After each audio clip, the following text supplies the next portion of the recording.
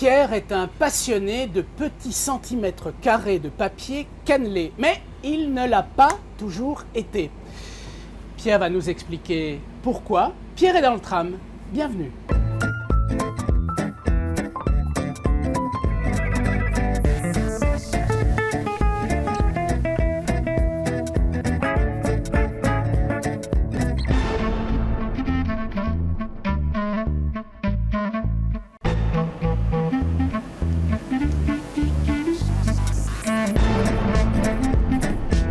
Pierre, bonjour, merci de nous avoir rejoints dans ce tram pour cette balade bruxelloise. Merci de m'avoir invité, Eric. Tout va? Très bien, très bien. On va voir si ça va continuer, durer, comme on dit à Bruxelles. Pierre, tu prends de temps en temps le tram ou d'autres types de transports Je prends un peu toutes sortes de transports différents, mais c'est vrai que je prends le tram de temps à autre pour aller travailler ou le week-end avec mon petit garçon qui s'appelle Léon et qui adore faire parfois des petites escapades. Un petit garçon qui aime le tram. Il adore. Donc. Il s'appelle comment? Il s'appelle Léon. Léon. Léon, oui. Alors on salue Léon. Bonjour Léon. Et il accompagne son papa à la découverte de Bruxelles dans les transports de la Eh bien, Stib. ça arrive. Je ne vais pas dire que c'est toutes les semaines, mais ça arrive quand même plusieurs fois. Et qu'est-ce qu'il aime bien? Il observe? Mais lui, il aime un peu... En fait, je ne sais pas vraiment ce qu'il aime. Moi, j'aime bien le voir. Il observe un peu tout ce qui se passe à gauche, à droite. Voilà. Donc, c'est vrai qu'avec lui, j'ai le souvenir toujours d'une image qui m'a un peu marqué comme ça. C'est qu'il était tout petit, il avait 6 ans. Et il rentre dans le tram. On s'assied sur la banquette qui longe le tram. Et il y a un géant qui s'amène avec une mine assez sévère comme ça, mais enfin un type... Une mine patibulaire. Voilà, oui, vraiment presque, qui impressionne un petit peu. Et il s'assied à côté de Léon. J'ai un peu peur même qu'il l'écrase en s'asseyant. Et Léon le regarde et lui tape sur la cuisse comme ça assez fortement en disant « Ça va ?» Et le visage de ce géant qui s'est transformé suite à la tape amicale de Léon, c'était magnifique. Voilà. Moi, j'ai vraiment un souvenir de ça. Dans le tram avec Léon, c'est à ça que je pense. D'accord. Alors, je disais dans la présentation que tu étais un passionné de petits centimètres carrés de papier de bord cannelé, etc. Tu es donc philatéliste, c'est ça? Alors, je suis philatéliste. Enfin, je suis principalement marchand de timbres-poste pour collectionneurs. Plus précisément, j'organise des ventes aux enchères de timbres-poste. Et puis, à force de faire ça depuis 40 ans, on devient un peu philatéliste aussi. Et donc, je collectionne aussi, malheureusement, les timbres-poste. Donc, en fait, tu fais la nuance entre commerçant de timbres-poste et puis un amoureux du timbre-poste qui est le philatéliste, alors. Exactement. Le philatéliste, c'est celui qui collectionne les timbres-poste ou les lettres. Enfin, donc, mais c'est celui qui collectionne. Alors, on y reviendra évidemment. La salle de vente, c'est-à-dire que tu fais monsieur, madame, adjugé, c'est ça? Exactement. Avec des timbres. Exactement. On ne fait que des timbres-poste et c'est vraiment l'ambiance d'une salle de vente que j'adore d'ailleurs. Je veux dire, créer une vente, parce que je suis le commissaire-priseur, c'est moi qui mène les enchères. C'est quelque chose de très jouissif. On a une salle de vente avec laquelle on communique, on devine un peu quelles vont être les interventions. On sait à l'avance les gens qui vont vouloir bouger ou enchérir. Enfin, c'est vraiment un moment très particulier. On dit crier une vente, c'est Oui, ça? effectivement. Je ne sais pas si c'est le bon terme, en tout cas, c'est celui que j'ai toujours utilisé. C'est ça. Crier une vente, mais c'est vrai qu'on crie. On ne crie pas parce qu'on parle dans un micro, mais pendant quand même plusieurs heures d'affilée, on prend les enchères, que ce soit dans la salle ou au téléphone ou sur Internet. À force, on connaît tout le monde, non? Le monde des amateurs de timbres doit être assez restreint, ou il est beaucoup plus étendu que je n'imagine? Alors, en tout cas, ceux qui viennent dans la salle, c'est un monde en général qu'on connaît. Ce sont des réguliers, des habituels, et ceux-là, on les reconnaît, on leur dit bonjour, Oui. et on les connaît. Ceux-là, on sait voir à l'avance un peu ce qu'ils vont faire. Mais à côté de ça, surtout depuis qu'il y a eu l'essor d'Internet, il y a des dizaines et des dizaines ou des centaines de clients que je ne connais pas, que je ne connais que par des relations, je dirais, épistolaires ou emailières, je ne sais pas comment il faut dire, et qui deviennent parfois même des gens assez proches, mais que je n'ai jamais vus et que probablement je ne verrai jamais. C'est ça. Alors, ces gens, ils viennent à la recherche de la perle rare. Il leur manque quelque chose et Alors, il y a... ils viennent avec de l'argent, vraisemblablement. Ils viennent avec de l'argent, pas nécessairement beaucoup, parce que ce qu'on présente est très vaste et il y en a en général pour toutes les bourses. Mais c'est vrai que les collectionneurs, les philatélistes, ils cherchent la pièce qui leur manque, qui complète, qui va enjoliver leur collection, qui leur permettra de faire des spécialisations un peu plus approfondies. Oui, voilà. Mais donc, il faut annoncer à l'avance que tiens, on a le timbre malgache du XVIIe Oui. siècle, ça n'existe pas, je Non, sais, non. mais enfin bon, Oui. mais c'est ça. Oui. Mais en fait, ce qu'il y a, c'est que ça se fait sur, comme d'autres catalogues de vente publique. Enfin, on édite un catalogue avec une description, les lots sont numérotés, il y a des photos, il y a une description, il y a une estimation. Et en plus, tous ces lots sont aussi maintenant un passage obligé, mis sur Internet. Il faut mettre ça sur un site, il faut que tous les lots, on puisse les scanner, les agrandir et tout ça. Donc, c'est vrai que les philatélistes ont la possibilité de regarder dans ce catalogue si quelque chose les intéresse. Si quelque chose les intéresse, ils se manifestent et ils participent à la vente. Mais alors toi, tu dois partir à la recherche de la petite chose, donc de ce petit centimètre carré cannelé qui va forcément attirer les foules. Donc tu dois partir toi à la recherche de ça. Alors, nous avons la chance d'exister depuis fort longtemps et donc en général beaucoup de collectionneurs viennent nous apporter leur collection ou la famille en nous demandant de la réaliser au mieux. Et donc une fois que je reçois cette collection, moi je la travaille, j'essaie de la mettre en valeur. Les pièces les plus importantes, eh bien, on attire l'attention sur les caractéristiques qui font que c'est rare, que c'est beau, et on lotit, on appelle ça lotir, donc on présente de la manière optimale les lots en vente publique. Mais c'est-à-dire que est-ce qu'il y a des gens qui arrivent chez toi en bonjour Pierre, regarde, j'ai trouvé ça dans mon grenier ou j'ai hérité de cela. C'est comme cela que tu entres en contact avec les timbres en général? Alors oui, Oui. en fait assez souvent aussi.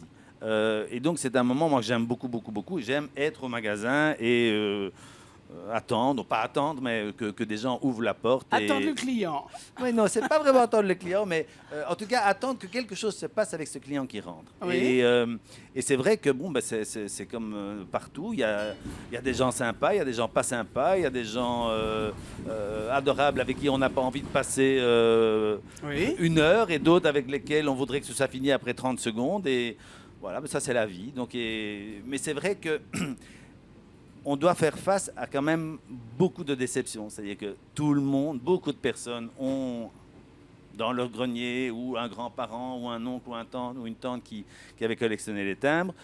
Ils nous les apportent avec beaucoup d'espoir et voilà, mon rôle quand même, c'est de ne pas leur balancer très vite que ça ne vaut rien. Donc je regarde la collection, je prends le temps de la regarder, d'expliquer pourquoi le collectionneur a eu du plaisir et que malheureusement ça n'a pas beaucoup de valeur, mais que ça n'a peut-être rien empêché au fait qu'il a eu beaucoup de plaisir à la constituer. C'est-à-dire que la personne qui est devant toi et qui a sonné à ta devanture est plutôt persuadée que ça a de la valeur parce qu'il y a une collection qui a l'air d'avoir été élaborée. Alors, je crois que tout le monde n'est pas persuadé que ça a de la valeur, mais en tout cas, c'est quand même une possibilité. Oui. Les timbres, c'est quand même une niche, c'est quelque chose de tellement compliqué. C'est vrai que c'est un domaine quand même étroit et assez compliqué à appréhender.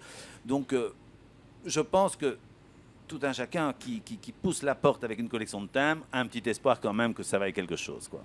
Mais un timbre, globalement, un timbre qui se vend bien pour toi, Oui. c'est un timbre qui vaut quoi? Je ne parle pas du timbre inaccessible, non. mais un beau timbre Oui. qui peut être un bel objet Voilà, oui. de vente dans ta salle de vente. C'est bien, impossible à dire. Oui, en tout cas, le prix n'est pas un critère. C'est la qualité, la beauté du timbre, puisqu'on travaille quand même avec des timbres en général assez anciens, on va dire du 19e siècle. Et donc le critère, ce sera... Donc je vais parfois pouvoir mettre en valeur un timbre qui vaut très peu d'argent, qui vaut peut-être 10, enfin peut-être pas 10, mais enfin, 50 euros, on va dire. Oui. Pour les timbres, c'est pas tellement d'argent, mais parce qu'il est extrêmement beau, difficile à trouver dans cette qualité, et que ce sera quelque chose pour un philatéliste qui va être apprécié pour sa beauté. Donc c'est pas vraiment l'argent qui est un critère. Ceci dit, il peut y avoir des très beaux timbres qui valent très cher. Oui. Et toi, d'un coup d'un seul, oh Pierre, j'ai une collection, regarde, tu vois immédiatement si ça a de la valeur ou bien si ça n'en a pas. Alors ça, vraiment, oui, je Tu, crois que c'est tu le dis peut-être avec beaucoup... gentillesse. Voilà, Oui. c'est ça le terme que je cherchais, Oui. gentillesse. Oui. Mais tu vois d'un coup d'un seul, ouh là là, ça Alors vaut oui, rien. oui, vraiment. Et même moi, ça m'impressionne quand je le fais, mais c'est vrai qu'on prend un classeur, on tourne les pages comme ça, rien qu'à la manière dont ça a été collectionné, à la manière dont c'est présenté. En général, beaucoup de collections qu'on nous présente sont des collections chronologiques qui commencent au début, qui terminent à la fin. On sait où chercher les choses. Donc en fait, on fait un travail un peu inverse. Dans une collection de timbres, 90% de la valeur se trouve dans une dizaine de timbres ou une dizaine de séries. Et on sait où elles se trouvent. Donc on voit très vite, par exemple, que si ces séries-là ne sont pas là ou ces timbres-là ne sont pas là, la valeur va être très relative. C'est ça, dans des timbres de 1 franc de Belgique, depuis que je sais bien qu'on on a quitté les francs, mais enfin bon, il y a toujours des timbres avec des francs. Tu reçois des bleus, des verts, des rouges, et puis tu vas te dire tiens, le rouge de ce 1 franc-là est important, et tu regardes très vite si ce timbre y est. Voilà, exactement. Et alors on a un œil qui est aguerri comme ça. Donc en tournant les pages, on voit aussi ce qui n'est pas normal. Même dans des pages qui ont l'air assez banales, assez courantes, on peut avoir l'œil attiré par oh tiens, une nuance qui n'est pas normale ou une curiosité qui est un peu particulière. Et donc voilà. Mais c'est vrai que ça va très très très vite. Très très vite. Un collectionneur de timbres belge a un homologue à Madagascar, dès lors que l'on compare des gens qui ont des facultés financières, disons, ou Équivalentes. équivalentes, Ouais. c'est ça. Même chose, donc c'est un même classement au Japon, un même classement au Pérou. Bon, alors, la manière de collectionner a vraiment changé. Avant, on avait une collection vraiment linéaire. On disait, on va essayer d'avoir une collection d'un pays complet, du premier thème jusqu'au dernier. Aujourd'hui, on collectionne de moins en moins comme ça. Et donc, on essaye de faire des thématiques. On essaye de tourner autour d'un objet. On essaie de faire une période. On essaie de faire d'étudier. Parce que maintenant, on fait beaucoup les lettres aussi. Ce qu'on appelle ça l'histoire postale. Les relations entre un pays et un autre. Les différentes voies utilisées. Donc, la manière de collectionner a vraiment fondamentalement changé, quoi. Et donc, il y a autant de manières de collectionner qu'il y a presque de timbres. Ben, c'est-à-dire qu'on a déchronologisé le timbre. En tout cas, c'est une des possibilités. Et c'est Oui. vrai que ce n'est plus un critère absolu de collectionner les timbres. Mhm. Donc on pourrait très bien collectionner uniquement les timbres qui sont sortis, l'émission qui est sortie en 1869. Voilà, il y a une série d'une dizaine de timbres à l'effigie de Léopold II. Il y en a qui ne font que cette série-là. Voilà, il y a plein d'autres séries comme ça qui sont assez jolies, avec des beaux timbres. Et alors les gens se décident, jettent leur dévolu sur cette période-là, de manière à aller un peu plus loin, à rechercher le plus d'anomalies possible. Il y en a d'autres qui vont collectionner sur des timbres, par exemple. C'est un peu ça qui est assez magique avec la philatélie, je veux dire, c'est que on peut faire des collections exceptionnelles avec très peu de moyens. L'important, c'est de choisir un angle d'attaque que personne n'a encore fait. Donc, on peut très vite avoir la plus belle collection au monde. La plus belle collection au monde, c'est quand même quelque chose, parce qu'une autre personne n'a jamais pensé à la faire. Mais c'est ça, mais donc c'est un problème de soi face à son miroir et de se dire, tiens, qu'est-ce que je ferais que les autres n'ont pas encore fait? Je fais tous les arbres feuillus d'Amérique centrale et je cherche tous les arbres feuillus d'Amérique centrale, par exemple. Oui, mais c'est vrai, c'est un peu vrai qu'on essaie quand même de trouver un angle d'attaque que les autres n'ont pas utilisé, ou bien alors on fait abstraction de ce que les autres ont déjà pu faire, parce que quand même il y a beaucoup de collections qui ont déjà été faites, et on suit son chemin et on essaie d'avancer le plus loin dans son chemin. C'est ça. Ça t'est venu comment tu avais 9 ans et tu n'avais pas envie d'aller au scout, c'est ça? Et tu t'es dit, tiens, je vais essayer de montrer que je suis capable de faire autre chose. Et tu as mis 2 timbres l'un à côté de l'autre et c'était le début d'une grande collection. Oui. Ben, voilà, j'étais pas vraiment un collectionneur précoce, Non. donc je crois que comme tout le monde, en tout cas de ma génération et même un peu plus tard, j'ai eu pendant 2-3 mois le plaisir de collectionner des timbres, mais en fait mon grand-père était dans ce métier-là. Mon grand-père a fondé la maison dans laquelle je travaille aujourd'hui. Et à l'âge de 18 ans, ben voilà, je sortais, je commençais des études, qu'est-ce que je vais faire? Enfin, j'hésitais un petit peu. Et puis, il m'a dit, ben, allez, viens essayer quand même, j'aimerais bien. Et donc, il voulait en plus avoir aussi un universitaire, ce que je ne suis pas. Donc, j'ai essayé de concilier pendant quelques mois les études et l'apprentissage finalement du métier. Puis je me suis rendu compte que c'était pas possible, donc j'ai continué l'apprentissage du métier. Et finalement, ça m'a plu. Je suis rentré dans un monde qui m'a quand même plu. Et puis c'est le monde du c'est le monde du commerce, donc il y a de l'échange avec les gens, il y a des contacts. Voilà, je crois que j'ai mis les pieds dans un beau métier. Mais donc c'est un maître qui t'a refilé sa passion. Et toi, tu t'es frotté à lui et cette passion est... malheureusement pas très longtemps parce qu'il est décédé assez rapidement. Mais disons que j'avais le pied dans l'étrier et puis alors effectivement là on passe, je dirais, de maître en maître. Donc il y a des personnes avec qui veulent bien un peu transmettre leur savoir, qui vous donnent les tuyaux, comment reconnaître les faux, comment reconnaître les réparer. Et puis voilà, c'est un métier qui s'apprend sur le tas. Il faut passer beaucoup d'heures avant de pouvoir maîtriser le sujet. Alors, c'est une passion qui t'a été refilée, mais qui est née... ça n'a pas été évident pour toi. Tu n'es pas tombé dedans étant petit. Tu es devenu philatéliste aujourd'hui, tu ne l'étais pas au départ. Oui, voilà. Donc, dans un premier temps, je suis d'abord devenu commerçant. Ouais. Et pour ça, il faut connaître l'objet qu'on vend et qu'on achète. Et donc, ça, c'est quand même bien. Et tu es tombé amoureux de l'objet que tu vendais. Et alors, en fait, j'ai eu tellement de belles collections qui se sont passées au fur et à mesure des années dans les mains que petit à petit, on a des critères. On dit, tiens, ça, je vais le racheter, ou ça, je vais le garder pour moi, celui-là, je ne vais pas le vendre. Et puis, on se spécialise un peu, et puis on a l'occasion de racheter une collection. Et puis, voilà, et puis à un moment donné, on devient comme ses clients. Et donc, quand je parlais tout à l'heure des ventes publiques et des gens prévisibles, si moi, je veux acheter quelque chose et que je suis dans une autre salle de vente, je suis aussi prévisible qu'eux. Le timbre, il naît où ? Le timbre, il est né en Grande-Bretagne en 1840. Donc avant 1840, pas de timbre. Pas de timbre, pas de timbre. D'accord. Et il y avait du courrier, il y avait beaucoup de courrier, les postes fonctionnaient, mais le port était payé par le destinataire, en général.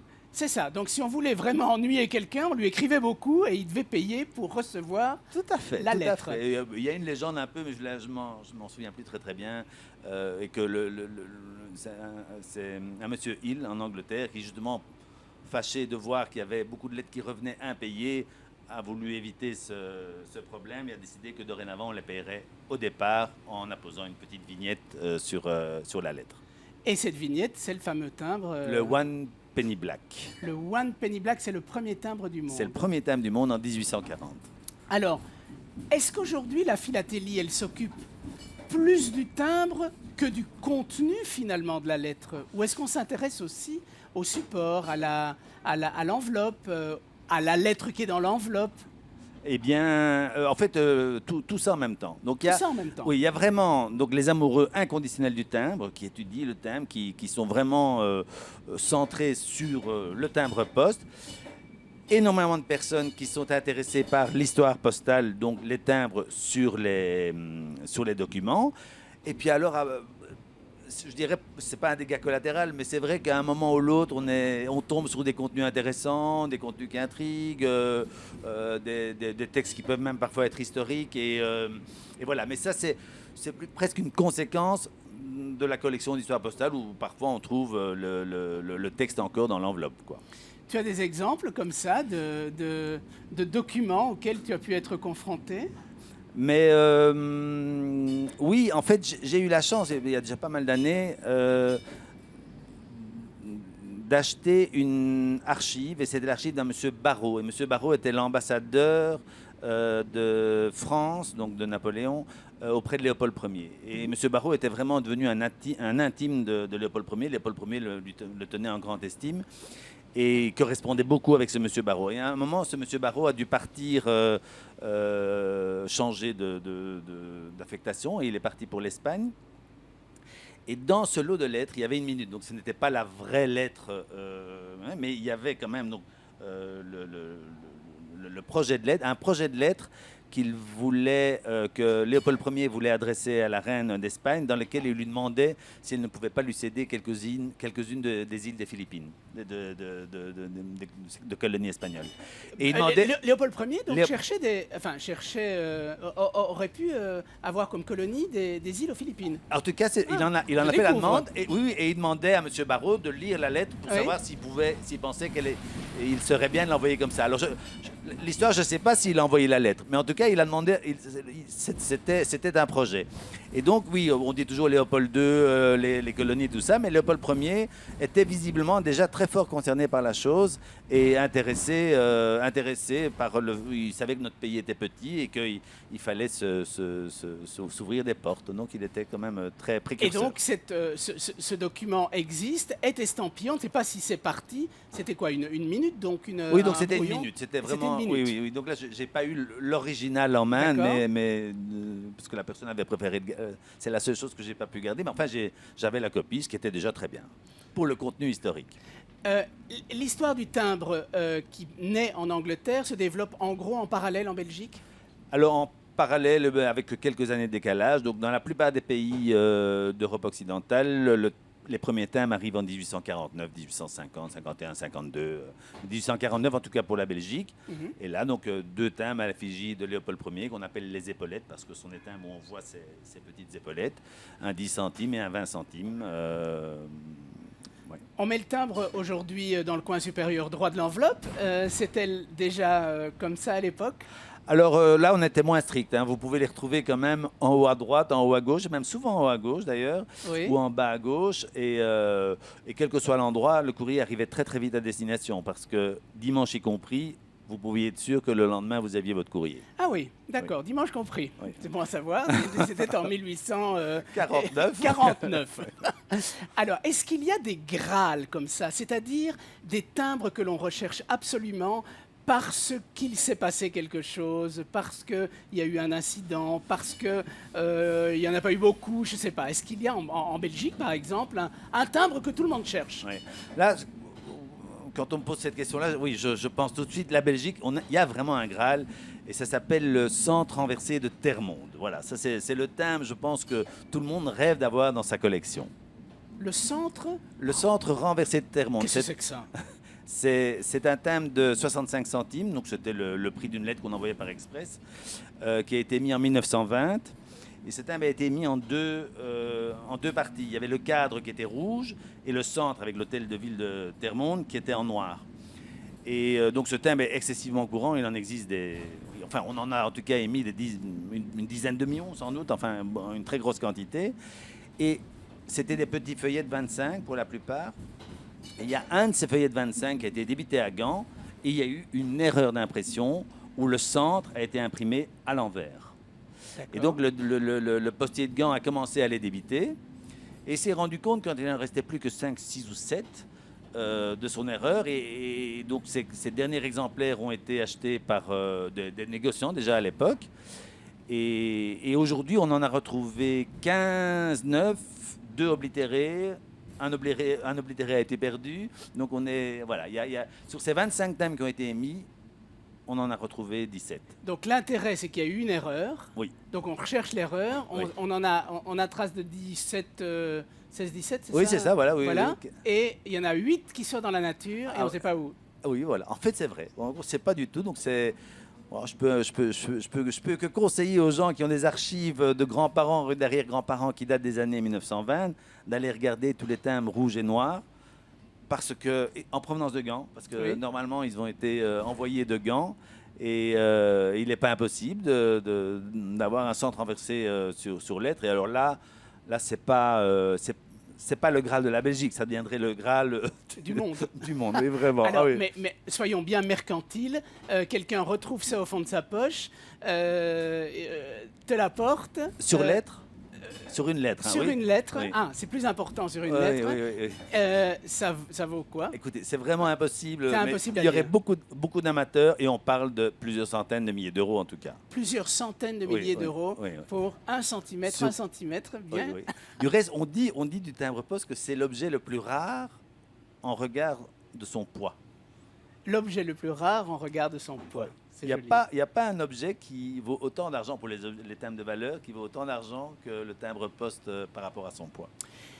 C'était passionnant de parler timbre avec toi et de l'histoire qu'il y a autour et puis du contenu évidemment de la lettre. On pourrait continuer à raconter Oui, oui, mille histoires, j'imagine. On va terminer cette émission avec 3 questions. Donne-moi un peu 3 chiffres de 1 à 100, s'il te plaît. 15, 30, 50. 15, 30 et 50. Je vais essayer de retenir ça. Alors, question 15. Pierre, en général, un rêve, cela s'oublie, mais y en aurait-il un dont tu te souviendrais? Un rêve dont je me souviens. Mais il n'y a pas beaucoup de rêves dont je me souviens, mais il y en a un en tout cas que je fais régulièrement et qui me transporte de joie à chaque fois que je l'ai fait. C'est un rêve où je lévite. Où? Je lévite. Je vole. Et c'est pas tellement le fait de voler, mais c'est le sentiment qui accompagne ce rêve, c'est que je suis certain que je ne rêve pas. Vraiment, j'ai vraiment une... Mais pourtant, je crois que c'est des rêves très courants. Hein. Il me semble que c'est des... Mais là, moi, quand je le fais, je me dis surtout, je veux rien bouger parce que je commence à décoller d'1 millimètre, de 5 millimètres, d'1 centimètre et je ne veux pas bouger, pas respirer parce que j'ai peur que ça se casse et que je tombe. Et il y a une jouissance? Oui, énorme. Ah Ouais. non, c'est un plaisir. C'est vraiment... Enfin, rien d'en parler, j'espère que je rêverai de ça ce soir. Je te le souhaite. Alors, où vous sentez-vous seul au monde? Où te sens-tu seul au monde, Pierre? On n'est pas souvent seul au monde, hein. Non, c'est le cas de le dire. Même presque jamais, mais c'est un peu difficile comme question. Mais je dirais, ce serait sans doute en montagne, ou ce serait sans doute face à la mer, ou sur un bateau, si j'étais seul dessus. Ce serait quelque chose comme ça, en tout cas. Sur la montagne ou sur le bateau sur lequel tu l'éviterais en plus. Alors c'est là, ce serait vraiment le l'idéal, là. top, oui. Et on termine la dernière question. L'endroit le plus laid que tu connaisses à Bruxelles? Mais laid, c'est assez subjectif. Hein. Je veux dire, ce qui est laid pour moi peut être beau pour quelqu'un sûr. d'autre. Pour toi. Pour moi, eh bien, c'est la rue du Midi.